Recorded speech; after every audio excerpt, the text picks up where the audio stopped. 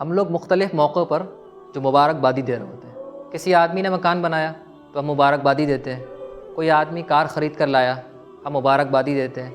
کوئی آدمی ایگزام میں کامیاب ہو گیا ہم مبارکبادی دیتے ہیں. کسی کی ولادت کا موقع ہے, کوئی اور سیلیبریشن کا موقع ہے. تو یہ مبارکبادی کا مطلب کیا ہے؟ اگر یہ مبارکبادی سمجھ کر دی جائے اور سمجھ کر لی جائے تو یہ بہت اچھی چیز ہے. مبارکبادی میں اصل میں جو روٹ ورڈ ہے وہ ہے برکت. یعنی ہم جس کو مبارکبادی دے رہے ہیں اس کے لیے برکت کی دعا دے رہے ہیں. اور انسان کسی کو بھی جو بہترین سے بہترین دعا دے سکتا ہے وہ برکت کی دعا ہے. یعنی اس میں آپ یہ کہہ رہے ہوتے ہیں کہ آپ جو کار لے کر آئے ہیں وہ کار آپ کو برتنا نصیب ہو, اس کار سے جو مقصد ہے وہ آپ کو حاصل ہو جائے. جو آپ نے مکان بنایا ہے اس مکان سے جو مقصود ہے راحت, وہ راحت آپ کو حاصل ہو جائے, آپ اس کے فائدے اٹھا سکیں. اور یہ جو یعنی برکت کی دعا ہے یہ اللہ کے رسول صلی اللہ علیہ وسلم خود بھی دیا کرتے تھے اور اللہ کے رسول صلی اللہ علیہ وسلم نے یہ سکھائی ہے. آپ دیکھیں جب کسی کی شادی ہوتی تو اللہ کے رسول صلی اللہ علیہ وسلم نے یہ دعا سکھائی کہ حضور بارک اللہ لکا و بارک علیکا و جمع بینکما فی خیر. شادی کے موقع پر ہم یہ دعا دیتے ہیں. ظاہر ہے ایک نئی زندگی کا آغاز ہو رہا ہے, نئی نسل کی بنیاد پڑنے جا رہی ہے, تو ہم یہ دعا کر رہے ہیں اللہ تعالیٰ تمہارے درمیان برکت عطا فرمائے, خوشگوار زندگی تمہاری گزرے. اور حدیث میں آتا ہے کہ حضرت عبد الرحمن ابن عوف رضی اللہ تعالیٰ عنہ حضور صلی اللہ علیہ وسلم کے پاس آئے تو ان کے کپڑوں پر زردی کے نشان, پیلے رنگ کے نشان نظر آئے. تو حضور نے پوچھا کہ بھائی کیا معاملہ ہے؟ انہوں نے بتایا کہ حضور ہماری شادی ہو گئی. تو حضور صلی اللہ علیہ وسلم نے ان کے لیے برکت کی دعا دی.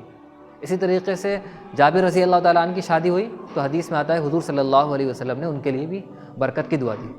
تو شادی کا موقع ہے, حضور صلی اللہ علیہ وسلم نے برکت کی دعا دی اور سکھائی.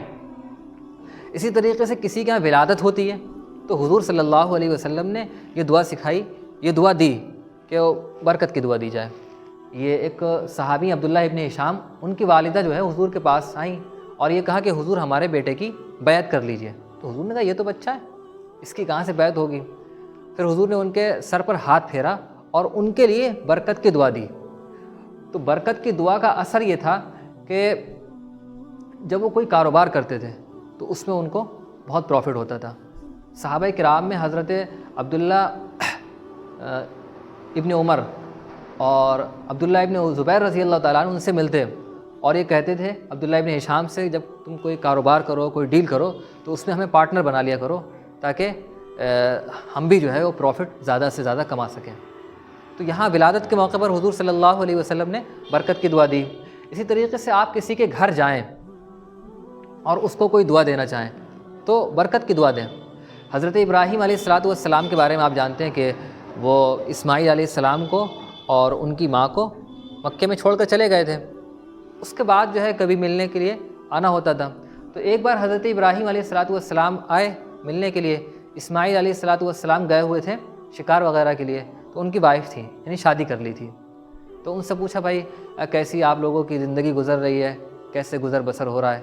تو انہوں نے بتایا کہ ہم لوگ جو ہے وہ گوشت کھاتے ہیں اور پانی پیتے ہیں اور اس طریقے سے ہمارا گزر بسر ہو رہا ہے. تو حضرت ابراہیم علیہ السلام نے ان کے لیے دعا دی تھی, اللہم بارک لہم فی طعامہم و شرابہم. بخاری شریف کے اندر ہے, اللہ تعالیٰ ان کے کھانے میں اور ان کے پینے میں برکت عطا فرما دیجیے. تو حضور صلی اللہ علیہ وسلم نے فرمایا کہ مکے کے اندر جو تم کو خیر نظر آ رہا ہے یہ تمہارے والد ابراہیم علیہ السلام کی دعا کا اثر ہے, ابراہیم علیہ السلام کی دعا کی برکت ہے.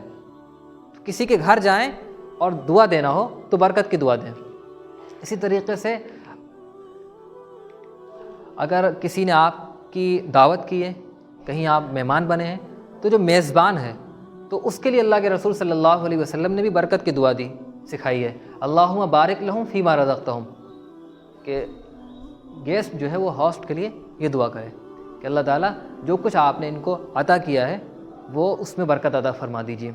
اسی طریقے سے ہم کسی بھی آدمی کی کوئی اچھی چیز دیکھتے ہیں, مثلا کسی کا حسن آپ کو اچھا لگا, کسی کا لباس اچھا لگا, کوئی بائک لے کر آیا وہ اچھی لگی, یا کوئی بھی چیز اچھی لگی, تو اس موقع پر اللہ کے رسول صلی اللہ علیہ وسلم نے فرمایا اذا رأى احدکم من اخیہ ما یعجبہ، کہ جب تم میں سے کوئی آدمی اپنے بھائی کی کوئی اچھی چیز دیکھے، وہ کوئی چیز بھی ہو سکتی ہے، تو فلیدعو لہ بالبرکہ، تو اس کے لیے برکت کی دعا کریں۔ اور حدیث کے اندر ہے کہ اگر برکت کی دعا کرے گا تو اس کا فائدہ یہ ہوگا کہ سامنے والے کو نظر نہیں لگے گی، اور ظاہر ہے نظر لگنا حق ہے، حدیث میں آیا العین حق، اور نظر لگ جاتی ہے۔ تو اب ہم لوگوں کو اس کی کوشش کرنا چاہیے کہ ہم اگر کسی کا کپڑے اچھے لگے تو برکت کی دعا دیں، کسی کی بائک اچھی لگی، سواری اچھی لگی، برکت کی دعا دیں، کسی کا مکان پسند آیا، برکت کی دعا دیں، یا کوئی اور چیز اچھی لگی تو برکت کی دعا کرنا چاہیے۔ اگر ہم لوگ برکت کی دعا نہیں کرتے ہیں، اس کی وجہ سے سامنے والے کو نظر لگ جاتی ہے، اور ظاہر ہے اس کی وجہ سے بہت سی مصیبتیں پیش آتی ہیں۔ تو آپ یہ دیکھ رہے ہیں کہ اللہ کے رسول صلی اللہ علیہ وسلم نے ہمیں مختلف موقع پر برکت کی دعا دینا سکھائی ہے، اور جو مبارک بادی دے رہے ہوتے ہیں اس کا بھی مطلب یہی ہے کہ ہم سامنے والے کو برکت کی دعا دے رہے ہوتے ہیں۔